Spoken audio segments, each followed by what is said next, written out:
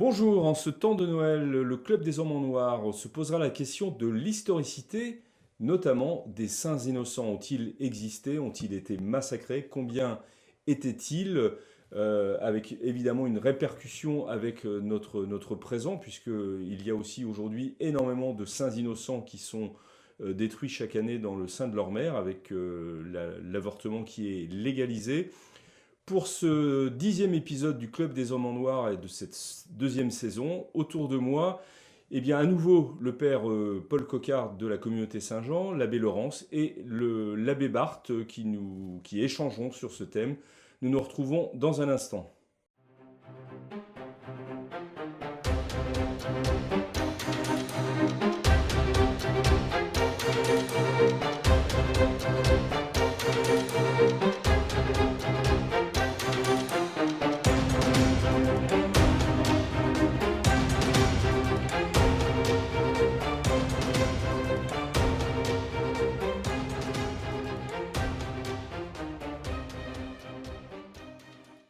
Chers amis, bonne année avec le Club des Hommes en Noir. Nous sommes heureux de vous retrouver pour cette 10e émission de la deuxième saison. On ne change pas une équipe qui gagne. J'ai toujours le plaisir de recevoir à ma droite le père Paul Coquard de la communauté Saint-Jean. J'ai eu tout d'un coup une hésitation. L'abbé Laurence de la Fraternité Saint-Pidis, rédacteur en chef de d'ici, des Nouvelles Chrétientés, ancien recteur de l'Institut Saint-Pidis à Paris, supérieur du Séminaire international des Cônes. Vous avez vraiment, je l'ai déjà dit la dernière fois, mais énormément de titres, donc ça fait toujours plaisir d'en donner quelques-uns seulement.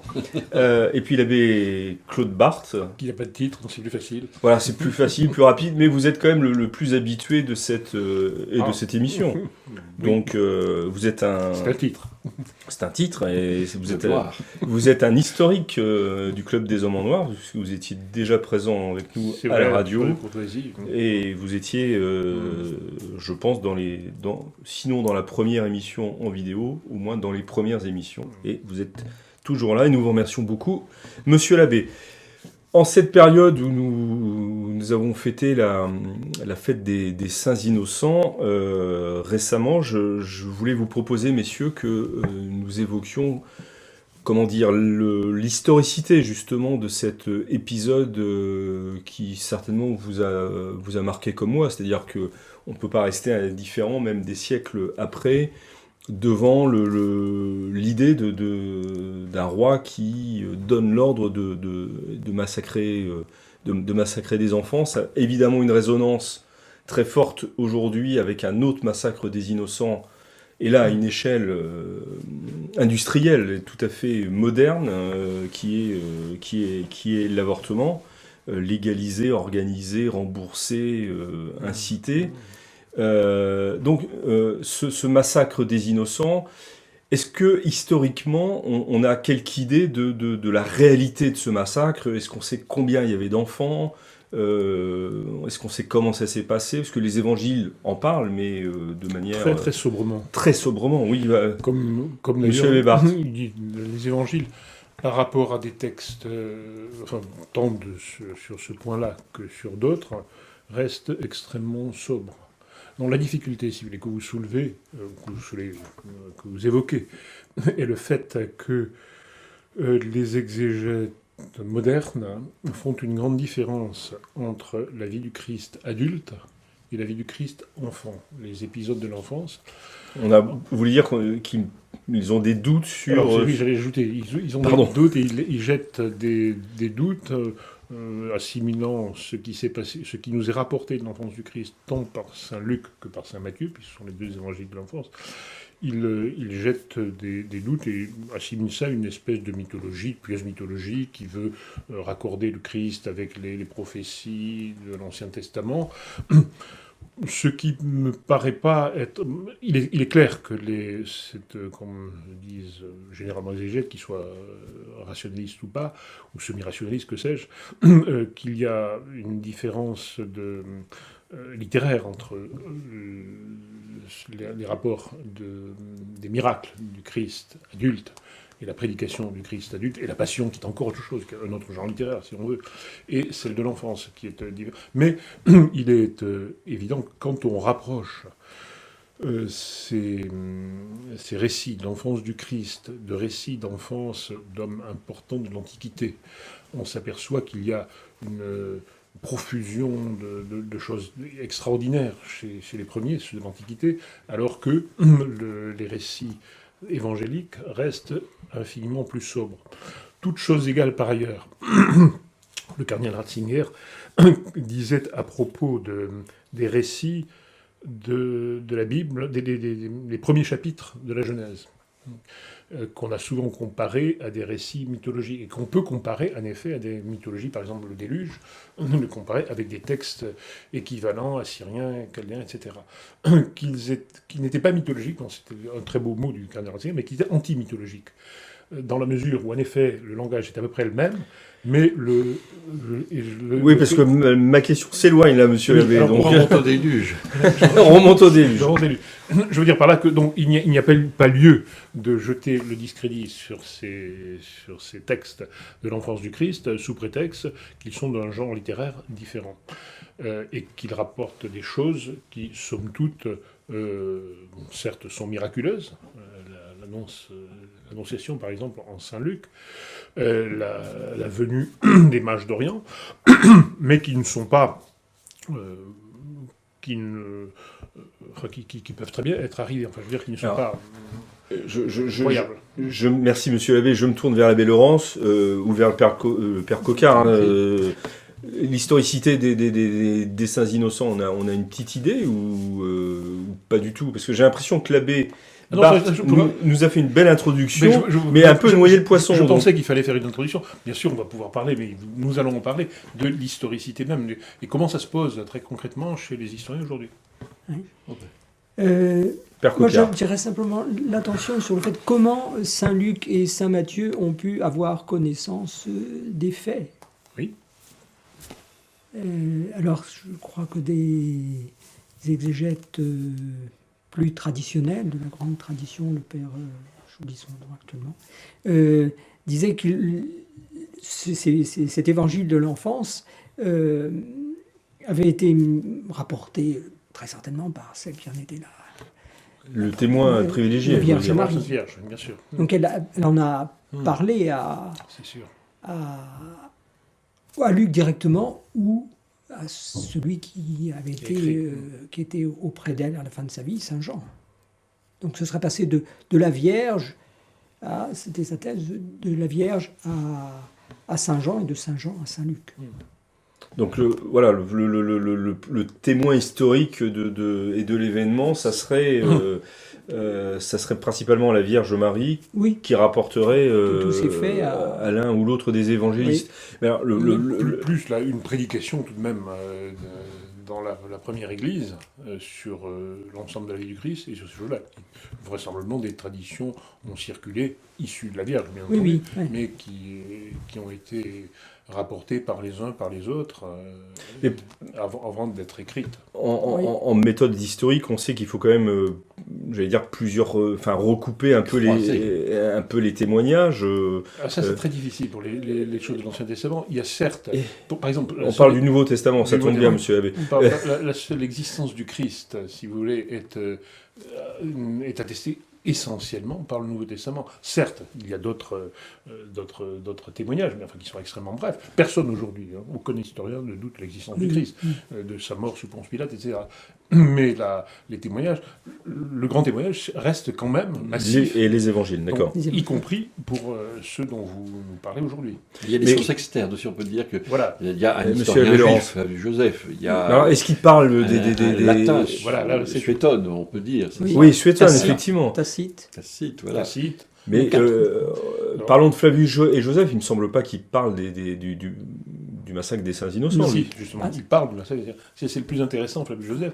Bon, ça, c'est toute la question de Flavius. Alors, qui était Flavius Joseph? Oui, un petit rappel là pour C'était un pharisien, enfin il était de la secte, c'est lui-même qui traite les... oui, mais il n'y a pas de connotation péjorative à l'époque dans le mot secte. Pas chez lui, oui. Bien sûr. Qui a lutté d'abord contre les Romains, puisqu'il a été envoyé comme général par les autorités de Jérusalem. Il a été envoyé en Galilée. Il a donc lutté contre les Romains, à savoir contre les Flaviens, d'où son nom d'ailleurs, Flavius, en Galilée.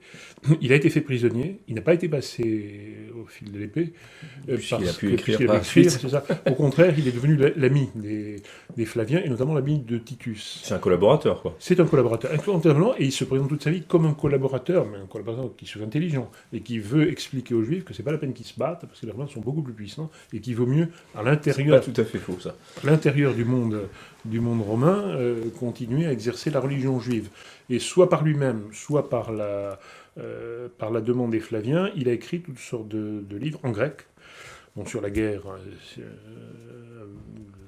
judaïque, les antiquités juives, son autobiographie qui doit se trouver, qui sont écrites en grec, corrigées par ce que disent les spécialistes, Flavius, le grand spécialiste, qu'on ne peut pas ne pas nommer quand vous nous posez une telle question, c'est Étienne Naudet. Qui vient de sortir un nouveau livre, d'ailleurs sur Flavius, notamment sur Flavius Joseph.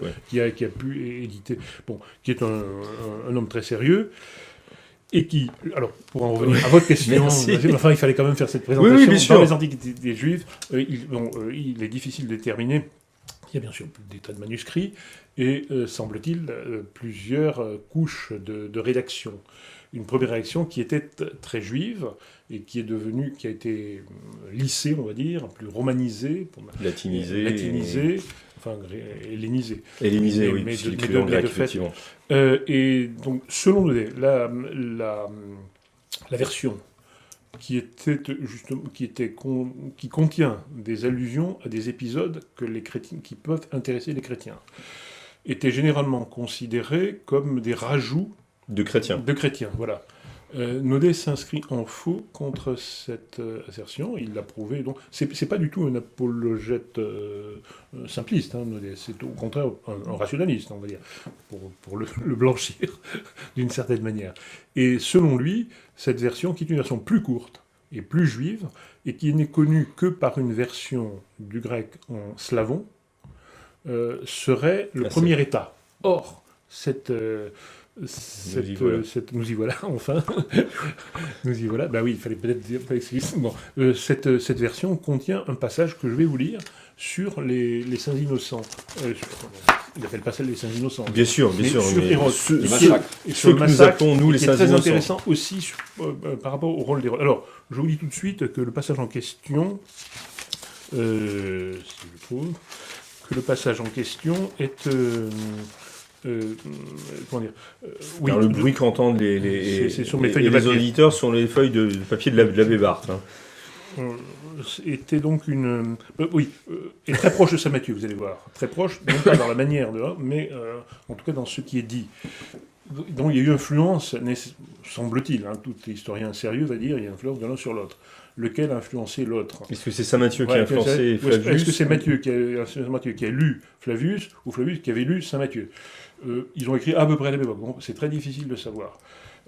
Alors, lisez-nous le passage et puis qu'on avance un peu dans la discussion. Mais ce qui les avait surtout excités à la guerre, c'est un passage qui est précédé par un blanc. Donc c'est pas ce que je veux dire. Ce qui les avait surtout excités à la guerre, c'était une prophétie ambiguë, trouvée partiellement dans les Saintes Écritures, et annonçant qu'en ce temps-là, un homme de leur pays deviendrait maître de l'univers. Les Juifs prirent cette prédiction pour eux, et beaucoup de leurs sages se trompèrent dans leur interprétation. Flavius Joseph est un messianiste convaincu, donc, comme l'étaient beaucoup de gens à cette époque-là. Qui était le Messie? Il ressort d'ailleurs de tout ce qu'il dit que Hérode se prenait pour le Messie, ou voulait qu'on le prenne pour. Et les fameux Hérodiens dont parle l'Évangile, même de la seconde génération, appuyaient cette thèse-là. J'y reviens. Le règne du Messie, les boiteux devaient marcher... Non, vous n'avez pas pris la bonne page, c'est ça? Pas pris la bonne page, vous avez compris. Voilà. Ayant donc parlé, Hérode, Alors, il s'agit de ces gens qui sont venus de Jérusalem, on ne sait pas d'où ils sortent, pour l'instant. Hérode les renvoya aux aubergistes. Il les fit escorter de gardes pour les surveiller, et préposa d'autres gardes, sachant le persan, donc ils étaient persans, pour écouter ce qu'ils disaient. Quand ils furent seuls avec un Perse qui se trouvait là, ils commencèrent à se lamenter en disant « Notre père et nos enfants ont d'excellents astrologues et n'ont jamais menti en observant les étoiles. Qu'est-ce que cela peut être? Tromperie ou erreur? L'image de l'étoile nous est apparue pour signifier la naissance d'un roi par lequel le monde entier serait maintenu. Et regardant cette étoile, nous avons fait route pendant 1 an et demi vers cette ville, Jérusalem, et nous n'avons pas trouvé de fils de roi. Et maintenant l'étoile nous est cachée. Nous avons vraiment été trompés, mais nous allons envoyer au roi les présents que nous avons préparés, non, ils ont des présents, pour l'enfant, et lui demander de nous laisser retourner dans notre patrie. Et comme ils avaient parlé ainsi, les gardes vinrent tout raconter au roi. Il envoya chercher les Perses, et pendant qu'ils étaient en route, l'étoile remarquable leur apparut de nouveau. Ils furent remplis de joie. Vous remarquez, ça c'est les termes même de... C'est assez chrétien, ça, comme... Ils allèrent de nuit chez Hérode, de nuit, très encouragés, et il leur dit, sans autre témoin, « Pourquoi avez-vous attristé mon cœur et affligé mon âme en ne me disant pas la vérité? Pourquoi êtes-vous venu ici ?» Il répondit, « Au roi, nous n'avons pas de double langage, mais nous venons de Perse. Nos ancêtres ont recueilli des Chaldéens, l'astronomie qui est notre science et notre art, nous ne sommes jamais trompés, etc. etc. Bon, je sais pas tout... Parce que là, les saints innocents sont un peu lointains, quand même. Hérode dit, pouvez-vous mais nous sommes arrivés, l'étoile jusqu'à nous, pouvez-vous me la montrer? Ils lui dirent, nous comptons bien que le monde entier la voit. Ils avancèrent vers une lucarne, lui montrèrent l'étoile, et quand Hérode les vit, il fut très émerveillé. Il rendit gloire à Dieu, car c'était un homme pieux. Et il leur donna une escorte, incluant son frère et des notables pour aller voir l'enfant qui était. Mais comme ils étaient en route, l'étoile disparut une fois de plus, donc continue. Et donc ils cherchent le roi, c'est quand même très important tout de même comme appui. Il les attendit, Hérode, 1 an, mais ils ne vinrent pas à lui. Il était furieux. Il convoqua les prêtres qui étaient ses conseillers. Il leur demanda si l'un d'eux comprenait la signification de cette étoile. Ils lui répondirent, il est écrit, une étoile brillera de Jacob, et un homme se lèvera de Juda. Et Daniel écrit, bon, etc. Hérode dit, comment pouvons-nous le découvrir, le fameux roi? Envoie enquêter dans tout le pays de Judée pour savoir combien d'enfants mâles sont nés depuis que les Perses ont vu l'étoile jusqu'aujourd'hui. Tue-les tous, et celui-là sera tué. Et ton royaume sera en sécurité pour toi et pour tes enfants et pour tes arrière-petits-enfants. Et aussitôt, il envoyait des héros dans tout le pays, proclamer que tous les enfants mâles de moins de 3 ans, dans l'évangile c'est 2, devaient être honorés et recevoir de l'or. Quand il s'informait si l'un d'eux était né sans père, il devait affirmer que Hérode l'adopterait comme fils et le ferait roi. Et, etc. Il n'en trouve pas, il donna l'ordre de les tuer tous les 63 000 enfants, dont un chiffre. Alors que tous pleuraient, se lamentaient, l'effusion de sang. Je peux continuer si vous voulez, mais non, mais voilà, je pense que il continue en tuant d'autres pour essayer de, parce que donc là on a un texte externe qui indique que des enfants ont été tués en lien, mais en 63 000 ça me paraît énorme. Oui, bon, les chiffres dans cette époque-là ne comptaient pas, si vous voulez, hein, c'était pour dire qu'il y en avait beaucoup, voilà. 30 000 à Bethléem, dans une petite bourgade de Judée, ça paraît impossible, bien sûr. Mais bon, peu importe, il a voulu en tuer beaucoup. Est-ce que ça vous semble important, cette question sur l'historicité, par exemple, du massacre des Saints Innocents? C'est l'historicité des Saintes Écritures qui est importante. Parce que oui, enfin, plus largement, effectivement. Ou si c'est un mythe, comme les disciples de Bulpan le pensent, notre foi est vaine aussi. Parce que là, oui, plus récemment, Michel Onfray a écrit pour nier même l'historicité du Christ. Donc, c'est pour ça que l'Église a toujours été très attentive à recouper, à voir, chez Flavius Joseph, tout à l'heure vous parliez de Tacite, de Suétone, on voit chez les contemporains, chez les historiens externes, qui apportent un témoignage, donc on voit bien que ça n'est pas... Mais il y a aussi, bien sûr, en interne, le fait que le Christ ne peut pas être une invention, parce que si on voulait inventer un Christ, on n'aurait pas inventé un Christ crucifié. à Christ. Un Dieu crucifié, voilà, oui, bien sûr. Parce que c'est un scandale, parce que c'est une folie. Donc là aussi, ça prouve l'authenticité de ce récit, parce que si c'est une fable, on l'invente toujours de façon très colorée, très positive. Là, c'est très exigeant, on passe par la cèse, on passe par le sacrifice, par l'abaissement, par la passion, la croix, effectivement. Oui. Ça n'est pas une invention d'homme, le temple n'est pas fait de main d'homme, le Christ n'est pas fait de main d'homme, et le récit lui-même n'est pas fait. Mais pourtant, à plusieurs moments, quand on lit les Saintes Écritures, dépassons enfin, quand on lit au moins l'Évangile, enfin le Nouveau Testament, à plusieurs reprises, on est amené à se poser la question, ou c'est peut-être une tentation, me direz-vous, mais on est amené à se poser la question de la véracité des faits qui nous sont donnés, ou quand le Christ guérit des malades, etc., on se demande alors, influence rationaliste, mais si vraiment c'est un véritable miracle, ou si c'est parce que les maladies n'étaient pas bien connues à l'époque et que d'autres facteurs sont intervenus. Alors, moi, je trouve les récits du Nouveau Testament sont beaucoup plus, et les évangiles sont beaucoup plus historiques que beaucoup de livres satisfont beaucoup plus aux exigences de l'histoire que des livres de l'Ancien Testament, qui sont parfois plus difficiles à accepter. Parce qu'ils sont dans un autre genre littéraire aussi. Il y a des textes qui sont poétiques. Qui sont quasiment romanesques, on peut dire. Mais les évangiles, du point de vue de l'histoire, je trouve, sont assez satisfaisants. Et vous êtes historien vous-même? Oui. Non, mais c'est important aussi. C'est pas juste le prêtre qui parle. Je trouve vraiment les évangiles assez satisfaisants. Vous n'êtes jamais posé, vous n'avez jamais eu aucun doute dans votre existence? Pour les miracles, mais là, c'est le saut de la foi. C'est l'acte de foi. Oui. Vis-à-vis du Christ, qui est-il? Exactement, c'est très important. Parce qu'il y a des allers-retours entre l'histoire qui va nous amener à la foi. Donc, parce qu'après tout, qu'est-ce qui nous amène principalement à la foi, sinon ce qu'ont raconté les apôtres de la résurrection? C'est là qu'est fondé. Ils sont crédibles. Ils sont d'autant plus crédibles qu'ils se contredisent un petit peu. Ils sont crédibles pour nous, oui, pardon, mais... Crédibles. Oui, crédibles. Mais je dis pas qui. Nous, ce qui nous conduit à la foi, c'est l'Église telle qu'elle est certes. Au bout de plusieurs siècles. Bien, on n'a pas entendu directement tout ça est fondé sur les apôtres. Oui, mais tout ça est fondé sur le témoignage des apôtres que rapporte l'Église. On peut peut-être prendre un exemple. Vous dites peut-être on ne connaît pas à cette époque-là toutes les maladies. Bon, il y a quand même une maladie qui finit mal et qu'on connaît tous. Elle était la même il y a 2000 ans, c'est la mort. Oui, ça, je vous voyais venir là. Bien. Et alors, bien sûr, il y a des rationalistes qui disent oui, mais il devait être en catalepsie. Non, il y a aussi un indice, c'est la putréfaction des chairs. Or, Lazare, quand Jésus le ressuscite, ses sœurs disent à Jésus, mais il est mort déjà depuis plusieurs jours, il sent. Il sent, oui, effectivement, là vous avez raison. Oui. Donc ça, c'est imparable, on ne peut pas... Voilà, si le rapport des évangiles... est vrai. Voilà. Est vrai.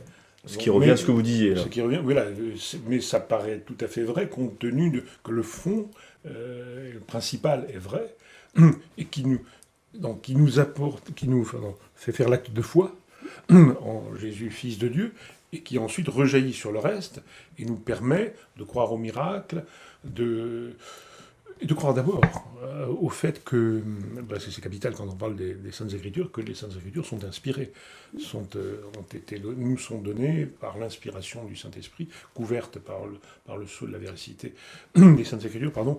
Donc ça. Mais ce qui ne veut, alors ça nous met à l'aise, puisqu'on sait que puisqu'il s'agit de l'histoire du Christ et qui est donnée comme une histoire, on raconte. Au fond, que sont les évangiles? C'est l'histoire du Christ, racontée par quatre témoins. Oui, mais qui ne racontent pas toujours la même chose. Et en même temps, c'est intéressant qu'ils ne racontent pas toujours la même chose. Absolument. Et que parfois même, ils se contredisent un petit peu. Ils se contredisent, c'est ce que j'allais dire. On assure la véracité du témoignage. On a toujours du mal à exprimer la réalité. Quand on étudie, on prend un sujet d'étude dans l'histoire, on a une réalité qui est riche à foison, on a quelques documents. Tout à fait. Et par recoupage, par culture, etc., on arrive à constituer mais une petite partie de la réalité. Et ces 4 témoignages me semblent... Chacun voit un aspect. Un simple accident, vous avez 4 témoins à côté, ils vont vous raconter des choses différentes. Ils auront vu sous un angle, sous un autre. Mais je crois qu'il y a une preuve de la véracité, parce que si ça avait été fabriqué, il n'y aurait pas de divergence. Un faux est toujours plus vrai que nature. Ah oui, tiré au cordeau, vous voulez dire. C'est évident. Oui, bien sûr. Et donc, du fait qu'on sait que c'est inspiré, on peut être aussi à l'aise de ce point de vue-là. Bon, si ça, on ne sait pas exactement si les saintes femmes sont allées au tombeau, si Sainte Marie-Madeleine est restée revenue, peu importe. Peu importe si ça nous est raconté, c'est que ça a une je veux dire que ça ne met pas en cause l'historicité de la chose, c'est ce que je voulais dire. De même, le chiffre de ceux qui ont été nourris par la multiplication des pains, qu'il ait été forcé, pas forcé, ou au contraire, trop faible, peu importe, à la limite.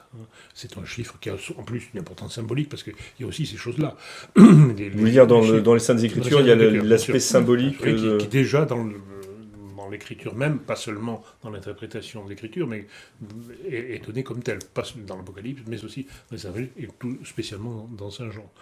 Donc l'inspiration nous assure, et elle tient au fait que nous croyons que les Saintes Écritures ont été, que Jésus est le Fils de Dieu. Et vous savez, c'est un problème quand même très, très difficile aujourd'hui, parce que, certes, la science historique, il est important que la science historique étudie les Saintes Écritures, l'Ancien Testament, le Nouveau Testament, et il y a eu des progrès considérables de ce point de vue-là, c'est incontestable, et les papes comme Pie XII, Divino Afflante, ont rappelé que c'était important de faire ces... Mais il y a aussi évidemment ce danger rationaliste, on est toujours pris comme entre deux feux.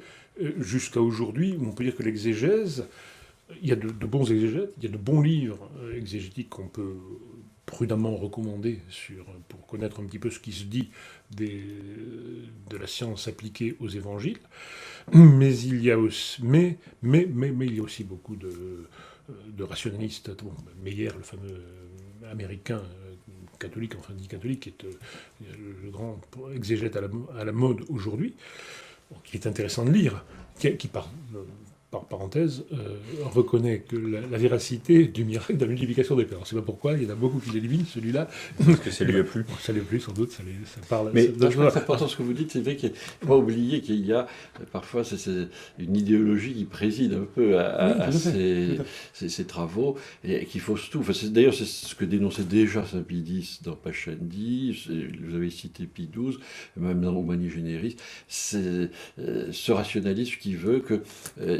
il ne peut pas y avoir d'intervention divine, et rien ne va au-delà de la raison, tout doit être ramené à la raison, avec aussi le présupposé idéaliste, avec l'idée que le sujet se suffit à lui-même. Il ne faut pas penser que ces travaux soient des travaux neutres. Non, ils sont marqués idéologiquement. Oui, mais alors, ils posent quand même des questions. Alors, j'allais dire à titre documentaire. Par exemple, l'archéologie, même si c'est fait par quelqu'un qui n'a pas la foi, il a trouvé ou il n'a pas trouvé quelque chose sur place. Et ça, c'est très intéressant de savoir. Ça apporte ça. L'Église n'en a pas peur. Enfin, on en sait quelque chose en particulier pour les fouilles de Saint-Pierre. On a décrété qu'il fallait les faire parce que la tradition disait que le tombeau était là. Le tombeau de Saint-Pierre. De Saint-Pierre, sous le Vatican. On a fait les travaux et la science l'a prouvé. Donc il n'y a pas... Là, il y a les correspondances entre la tradition et puis Parfois, ça peut être un peu plus complexe. C'est ça, ça peut être complexe. Mais la tradition compte aussi beaucoup, le père rappelé tout à l'heure, bien sûr. Dans l'archéologie, bien sûr. Vous avez, bien sûr, si Saint-Luc recueille le témoignage de la Sainte Vierge, c'est très important. Mais ensuite, il y a les disciples.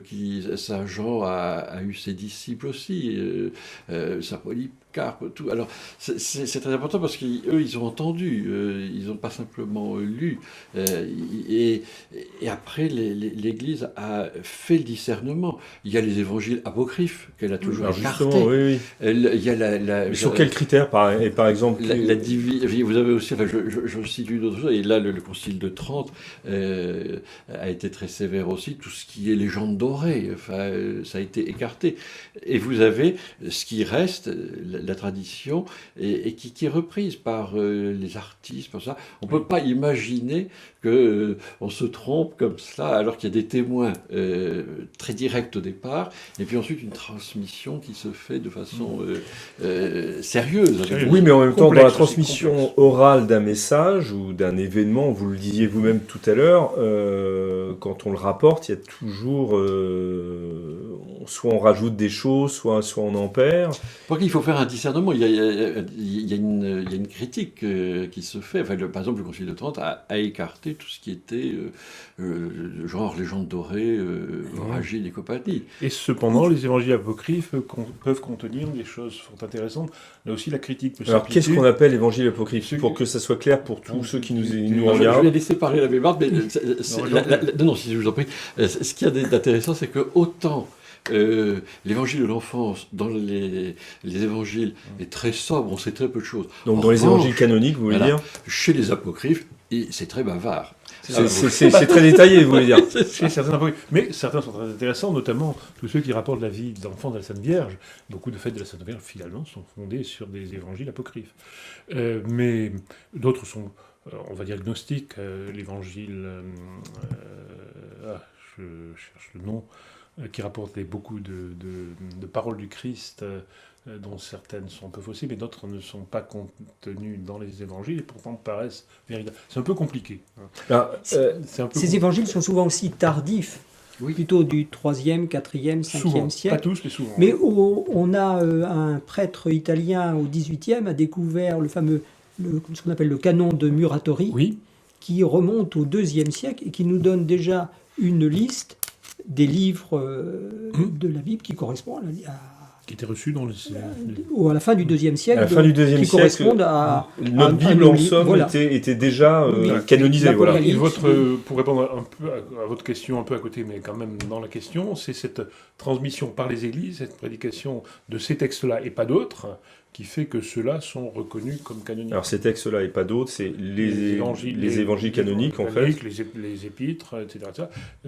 Quel que soit d'ailleurs l'auteur de l'épître, on peut discuter après l'épître aux Hébreux, est-ce que Saint Paul passe? Est-ce que Saint Paul est vraiment l'auteur, c'est ça? Dès l'instant qu'on sait que c'est inspiré, que c'est reçu par l'Église, il n'y a pas de problème. Et on a aussi les écrits des pères de l'Église, qui citent bien sûr que les écrits canoniques. Et qui sont parfois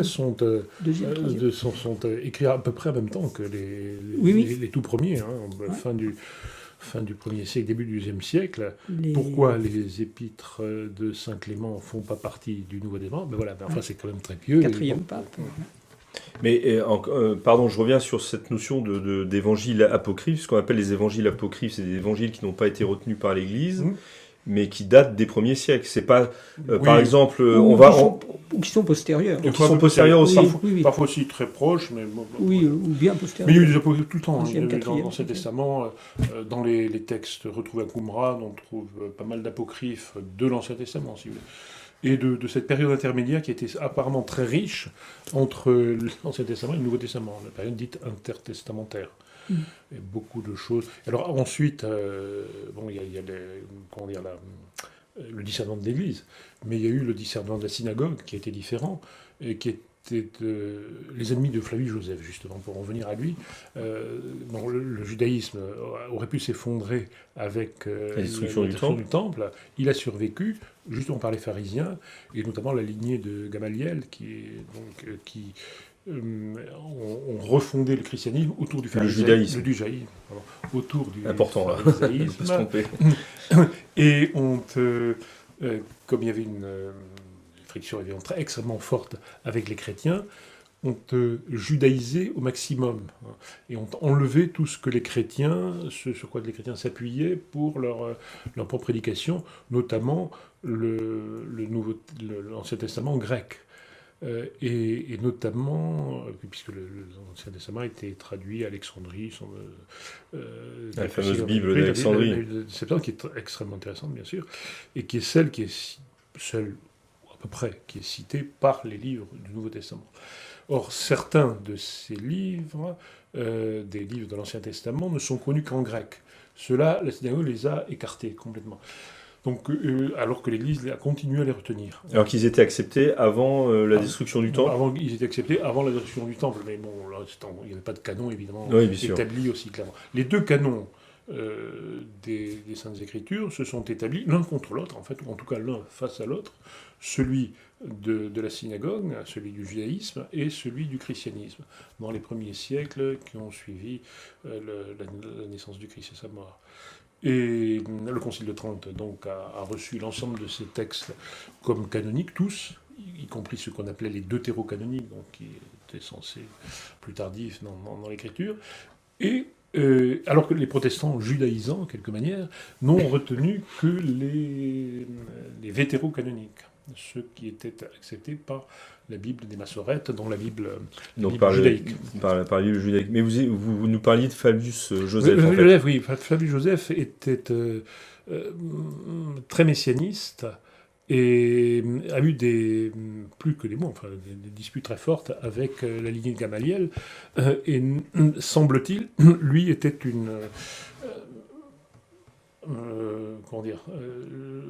voulait une hellénisation du judaïsme. Son œuvre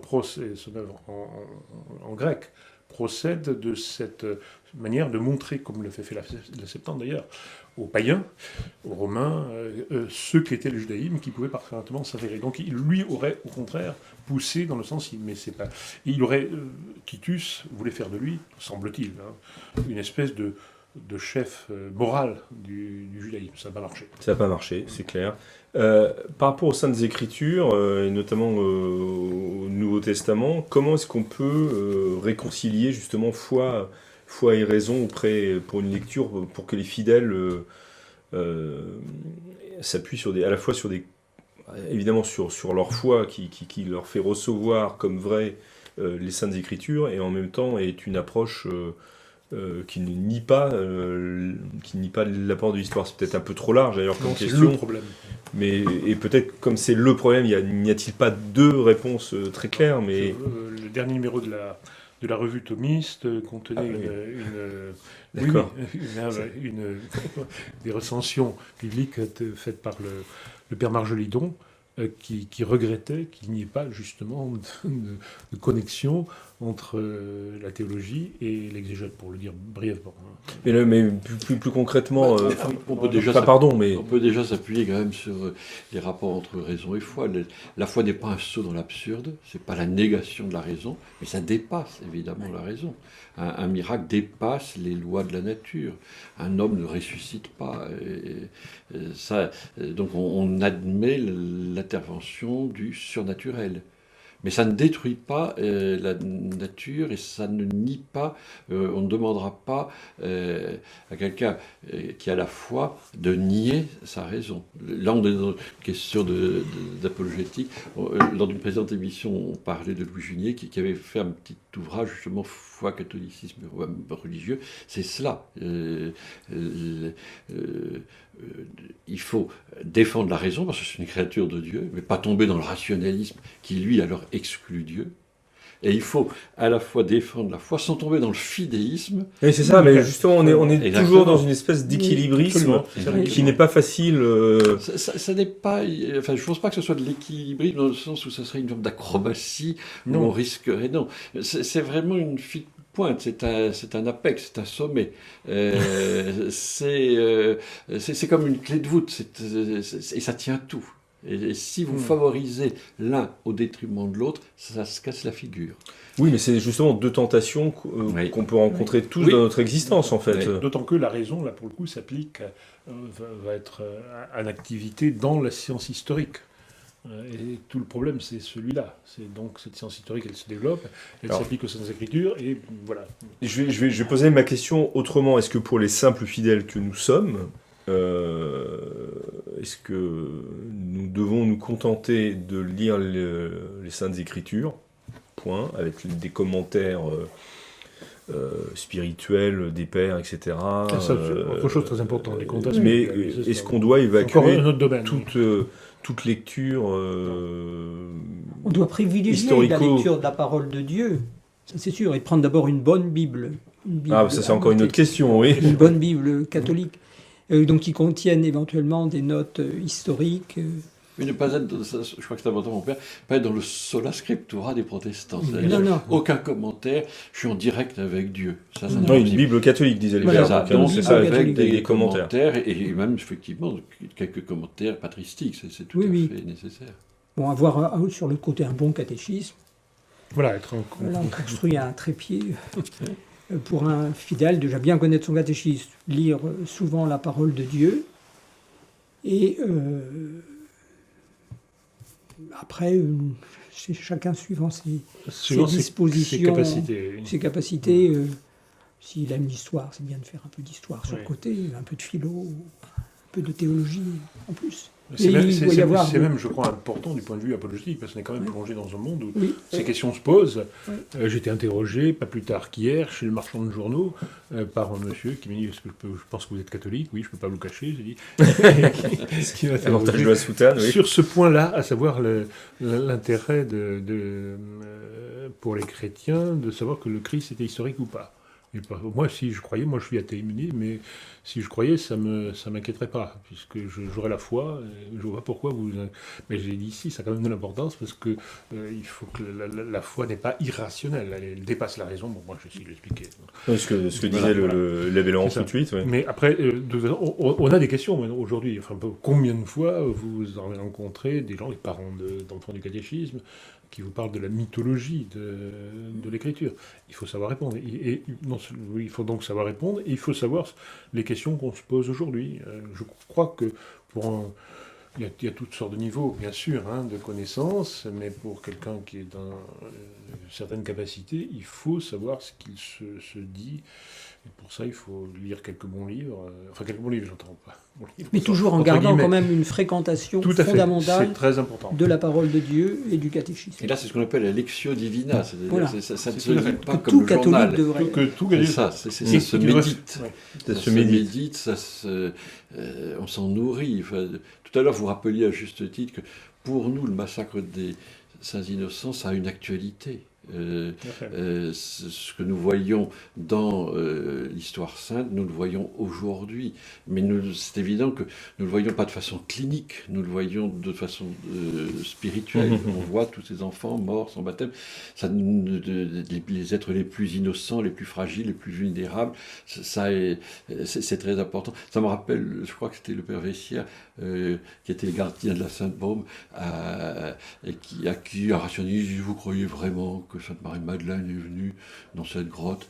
Il dit, elle est venue, elle n'est pas venue, je sais qu'elle y est. Et c'est cela aussi qu'on doit pouvoir se dire aujourd'hui, le massacre des Saints Innocents, c'est pas ça. Oui, c'est pas seulement une question du passé. Ça, on aurait aimé que ça soit qu'une question du passé pour le coup, mais est-ce que la conclusion de cette discussion, et pour l'ouvrir un peu plus largement, ne faudrait-il pas dans l'Église une réhabilitation de l'apologétique, justement? Peut-être intelligente, il ne faudrait pas que ce soit une apologétique. Je ne dirais pas peut-être, je dirais sûrement. Intelligente, oui. J'hésite sur la forme de l'apologétique, c'est vrai qui peut être débile. Il faut quand même... Vous êtes sévère, là. Mais je crois aussi qu'il faudrait une réhabilitation, ça me paraît l'urgence des urgences, de la lecture spirituelle de la Sainte Écriture, à savoir de la lecture symbolique des pères de l'Église, qui, malgré toutes les pères de l'Église en français qui nous sont donnés aujourd'hui, mais malgré tout très, très peu connus. Et à ce propos, on peut saluer l'effort qu'ont fait les éditions du Cerf et les éditions des Clés pour la publication d'une Bible de Jérusalem, qui avait été... La Bible de Jérusalem, dans les années 80, fin des années 90, 99, a été abominable, puisqu'elle publiait en notes les notes du père Boimard, de l'école biblique de Jérusalem, qui étaient des notes hérétiques. Ça a quand même fait lever beaucoup de choses dans l'Église de France. On n'a pas étouffé l'affaire, mais elle n'a jamais été condamnée. Donc on ne condamne plus aujourd'hui. Elle a été remplacée par une dont on avait la Bible de Jérusalem et des Clés, qui a été chargée de ça, pour enlever toutes les notes en question, toutes les notes scientifiques, et à rajouter des notes spirituelles. Donc il existe une Bible de Jérusalem cartonnée qui, en marge, contient des notes spirituelles prises ou interprétées des pères de l'Église, ce qui est un effort intéressant et qu'il faudrait poursuivre. On peut aussi peut-être recommander... Oui, on va finir sur ces recommandations, chacun sa Bible. Moi, alors, c'est pas la Bible elle-même, mais ce serait la lecture de Don Montléon, qui est lui-même pétri de patristique. Ouais, bien sûr. Pétri de patristique, alors on s'en nourrit. En plus, il écrit bien. C'est un ancien militaire. Ça vous plaît? Voilà, devenu bénédictin, un ancien cavalier. Et c'est très beau parce que c'est dans un esprit tout à fait spirituel. Et je pense que c'est bien. Moi, j'insiste sur la lecture quotidienne de la Bible, la Lectio Mais Divina. alors, dans quelle traduction? Pour tout... Vous en avez une en particulier? On peut prendre la Crampon, elle est solide. Il y a encore des Bibles ensuite qui sont encore assez solides. Mais la lire tous les jours, je crois que c'est important dans la société dans laquelle nous vivons. Nous voyons des personnes dans le RER lire les psaumes. Oui, quand il fonctionne. Les psaumes des personnes qui prennent la parole de Dieu, qui appartiennent certainement à des courants protestants.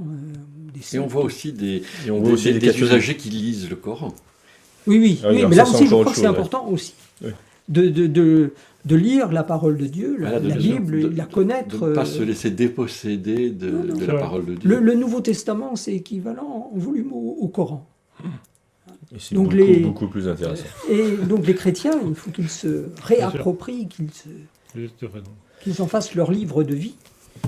Merci pour cette conclusion, merci de vos éclairages, messieurs. C'était donc le Club des Hommes en Noir, le premier de cette nouvelle année. Je vous souhaite à nouveau une sainte année 2020 en lisant la parole de Dieu, en lisant la Bible, en procédant à la Lectio Divina aussi, en recourant aux auteurs spirituels. Que Dieu vous garde.